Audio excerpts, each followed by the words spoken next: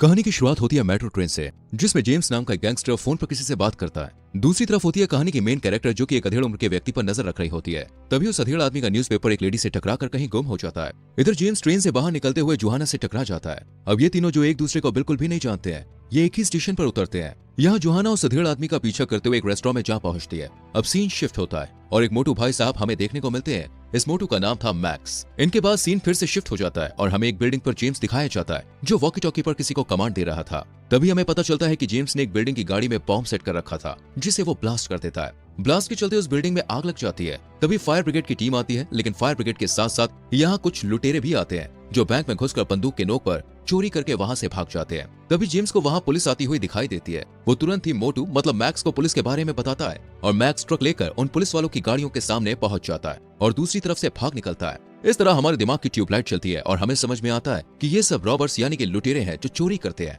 अब सीन दोबारा जोहाना और उस बूढ़े शख्स पर आकर टिक जाता है, जहाँ काफी देर के बाद वो बूढ़ा शख्स जोहाना के पास आता है और कहता है, मैं देख रहा हूँ कि तुम मेरा पीछा कर रही हो। तुम कल भी मुझ पे नजरें रखी हुई थी और आज मेट्रो में भी और अब यहाँ। इस पर जोहाना कहती है, ये गलतफहमी हो सकती है। इतना कहकर जोहाना वहाँ से जाने लगती है, लेकिन वो बूढ़ा आदमी उसका हाथ पकड़ लेता है और उससे पूछता है, बताओ मेट्रो में वो औरत मुझसे कब टकराई थी। इस तरह वो सारी टाइमिंग पूछता है, लेकिन जोहाना भी सारे जवाब दे देती है। बस एक सवाल का जवाब जोहाना नहीं दे पाती, और वो ये है कि वो न्यूज़पेपर कहाँ गया जो उस अधेड़ के हाथ में था।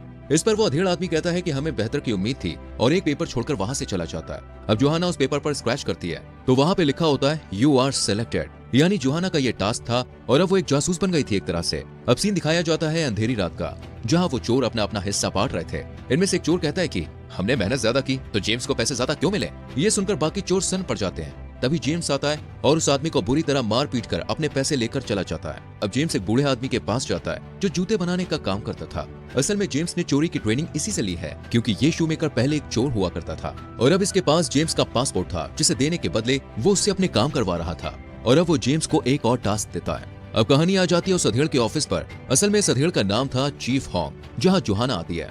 चीफ होंग उसे सबसे मिलवाता है। यहाँ पे हम देखते हैं कि चीफ होंग की टीम का नाम जानवरों की तरह था, जैसे मंकी, स्लॉथ, मोल, वाइपर, ऑस्ट्रिच और स्क्वेरल। अब ये सब लोग मैक्स, जो कि सीसीटीवी में हल्का सा दिखा था, उसकी तलाश में निकल जाते हैं। लेकिन होंग जोहाना को गाड़ी से बाहर नहीं निकलने देता है, पर थोड़ी देर बाद वो उसे टॉयलेट ब्रेक देता है, जहाँ जोहाना अपने आप से बात करती है, लेकिन वॉकी टॉकी बंद करना भूल जाती है, जिससे पूरी टीम उसकी बातें सुनकर ठहाके लगा के हंसती है। अब हमें जेम्स दिखाया जाता है, जो एक और चोरी करने में कामयाब हो जाता है। तभी वो एक आदमी को देखता है जो सामने वाली बिल्डिंग से उसकी तस्वीरें निकाल रहा था। जेम्स फौरन ही उस बिल्डिंग में गया और उस फोटोग्राफर को राम प्यारा कर दिया। दूसरी तरफ जोहाना दिखती है, जो कुछ गुंडों के साथ मार पीट करती है। तभी मिस्टर होंग उसे आकर बचा लेते हैं। इधर जेम्स उस शूमेकर के पास पहुंचता है और पासपोर्ट मांगता है, लेकिन बुढ़ाऊ इतना चालू था कि उसे पासपोर्ट देने की जगह एक और काम सौंपता है। लेकिन जेम्स ये काम करने से मना करके वहां से चला जाता है। तभी उसकी गाड़ी में दोस्तों एक कॉन्ट्रैक्ट किलर आता है, पर यहाँ उल्टा चोर दूसरे चोर पर भारी पड़ता है। मतलब जेम्स उस कलर को ही किल करके शूमेकर के पास जाता है और कहता है, बस ये आखिरी बार है, अगली बार अगर तुमने पासपोर्ट नहीं दिया तो तुझे ही मार दूंगा। इस पर वो बूढ़ा बत्तीसी चमकाता है और जेम्स वहां से चला जाता है। वहीं लगभग 17 दिनों तक मिस्टर होंग और उनकी टीम भी जेम्स की तलाश में उसी एरिया पर रोजाना पहरेदारी कर रही होती है। तभी कहानी में आता है दोस्तों एक ट्विस्ट। असल में जोहाना, जो रोजाना कार में बैठे बैठे पक चुकी थी, वो मेंटोस खाती है और दिमाग की बत्ती जलाकर होंग के पास पहुंचती है और एक मैप के जरिए उसे समझाती है कि अब तक मैक्स शहर के 3 एरियाज में देखा जा चुका है, लेकिन ये तीनों वही एरिया है जहां चोरी हुई है। और ये तो आप जानते ही हैं कि चोर कभी भी चोरी वाली जगह पर नहीं आता है, यानी कि अब वो आएगा शहर के मिडिल पार्ट में जहां चोरी हो सकती है। ये देखकर मिस्टर होंग को बड़ी खुशी होती है और वो बच्ची के दिमाग की कद्र करते हुए उसे भी अपनी टीम के साथ बाहर जाने की परमिशन दे देता है। अब ये लोग शहर के बीच वाले एरिया में मैक्स पर नजर रखने लगते हैं। यहाँ जोहाना को होंग एक बैग देता है जिसमें कुछ कपड़े होते हैं। नजर रखते हुए जोहाना को एक मैक्स जैसा आदमी नजर आता है और जब वो अपनी टीम को उसके बारे में बताती है तो ये कंफर्म हो जाता है कि ये मैक्स ही है।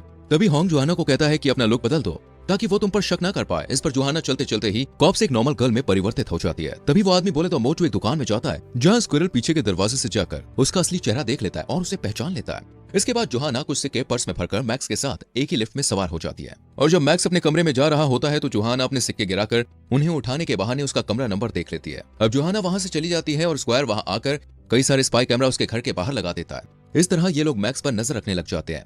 तभी एक दिन मैक्स अपने घर के बाहर ढेर सारा कचरा रख देता है। जोहाना उस कचरे को लेकर सबूत ढूंढने लग जाती है। यहाँ उसके साथ होंग भी होता है। तभी दोनों को कचरे में कुछ कागज के टुकड़े नजर आते हैं, जिन्हें एक साथ रखने पर पता चलता है ये एक सुडोकू पजल है, जिसे किसी ने जानबूझकर गलत खेला है।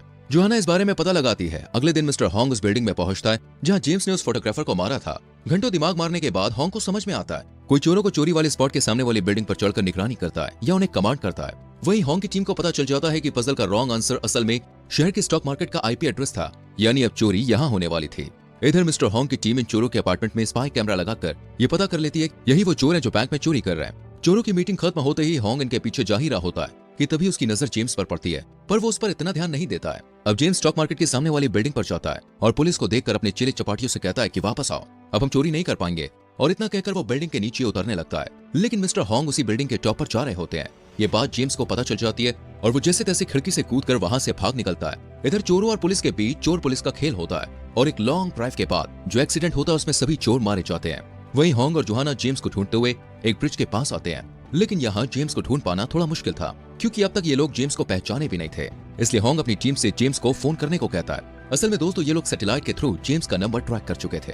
अब एजेंसी के कॉल करने पर जेम्स फोन उठाता है, लेकिन उसके साथ साथ 3 लोग और फोन पर बात करना शुरू कर देते हैं। ऐसे में पता लगाना मुश्किल हो गया कि जेम्स है कौन, लेकिन जेम्स को समझ में आ गया कि ये उसे फंसाने की एक चाल है। इसलिए वो फोन को स्विच ऑफ करके बात करने का नाटक करते हुए हॉन्ग के सामने से निकलने की कोशिश करता है। लेकिन तभी हॉन्ग की नजर उस पर पड़ती है और उसे याद आता है कि ये तो शेयर मार्केट वाले स्पॉट पर भी था, अब यहाँ भी है, मतलब यही हमारा शिकार है। हॉन्ग जेम्स का पीछा करने लगता है। वहीं जेम्स भागता हुआ मेन रोड पर आ जाता है जहाँ स्क्वायरल ट्रैफिक पुलिस के कपड़ों में उससे आईडी प्रूफ मांगने लगता है। दूसरी तरफ जोहाना ये देख रही होती है, तभी उसे कुछ गड़बड़ नजर आती है और जब वो स्क्वायरल के पास जाती है तो देखती है जेम्स ने किसी नुकीली चीज से उसकी गर्दन पर वार किया है।